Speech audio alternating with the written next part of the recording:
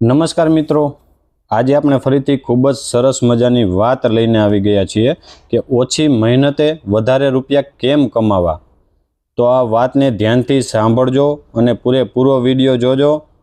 અને જો તમે અમારી ચેનલમાં નવા છો તો અમારી ચેનલને સબસ્ક્રાઈબ કરી દેજો, બેલ આઇકન દબાવી દેજો, જેથી કરીને અમે અવનવી સ્ટોરી અપલોડ કરી તો તેની લિંક તમને મળતી રહે। તો ચાલો આપણે વાત ચાલુ કરીએ કે ઓછી મહેનતે વધારે રૂપિયા કેમ કમાવા। કામયાબ લોકો વધુ મહેનત નહીં પણ સમજદારીથી મહેનત કરે છે। એક નાનકડી વાત કહું તમને। એક ગામમાં બે મિત્રો રહેતા હતા, રમેશ અને સુરેશ। રમેશ આખો દિવસ મજૂરી કરતો, સવારે 8 વાગ્યાથી સાંજે 8 વાગ્યા સુધી કામ કરતો, છતાં મહિનાના અંતે તેની પાસે બચત બહુ ઓછી રહેતી। બીજી તરફ સુરેશ પણ મહેનત કરતો, પરંતુ તે હંમેશા વિચારે કે મારી આવક કેવી રીતે વધારી શકાય।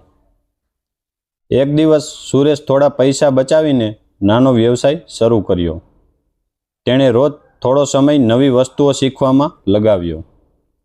ધીમે ધીમે તેના ગ્રાહકો વધવા લાગ્યા। એક વર્ષ પછી રમેશ હજુ પણ દિવસભર મજૂરી કરતો હતો, જ્યારે સુરેશનો વ્યવસાય એટલો વધ્યો કે લોકો તેના માટે કામ કરવા લાગ્યા।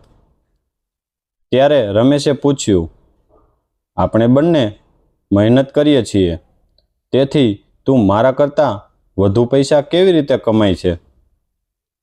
સુરેશે હસીને જવાબ આપ્યો, હું માત્ર શરીરથી નહીં પણ દિમાગથી પણ મહેનત કરું છું। તો મિત્રો, ઓછી મહેનતે વધારે રૂપિયા કમાવા માટે આ 5 બાબતો જરૂરથી ધ્યાનમાં રાખજો અને એને ફોલો કરજો।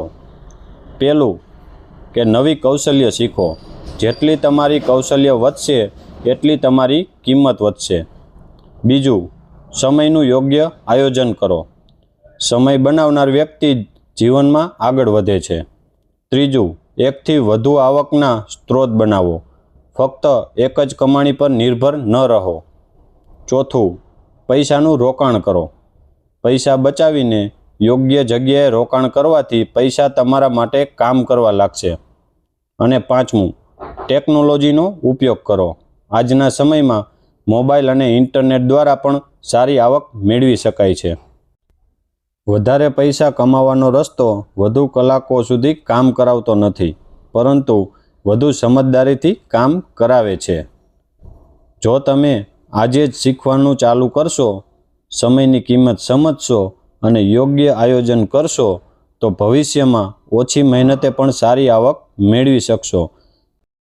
મહેનત જરૂરી છે, પરંતુ સમજદારી સાથે કરેલી મહેનત સફળતા અને સંપત્તિ બંને આપે છે। તો મિત્રો, તમને આ સ્ટોરી કેવી લાગી? કોમેન્ટ કરીને તમારો અભિપ્રાય જરૂરથી આપજો। અને હવે આપણે મળીશું નેક્સ્ટ સ્ટોરીમાં નવા જ ટોપિકની સાથે। તો આજે આપણે રજા લઈએ। ધન્યવાદ।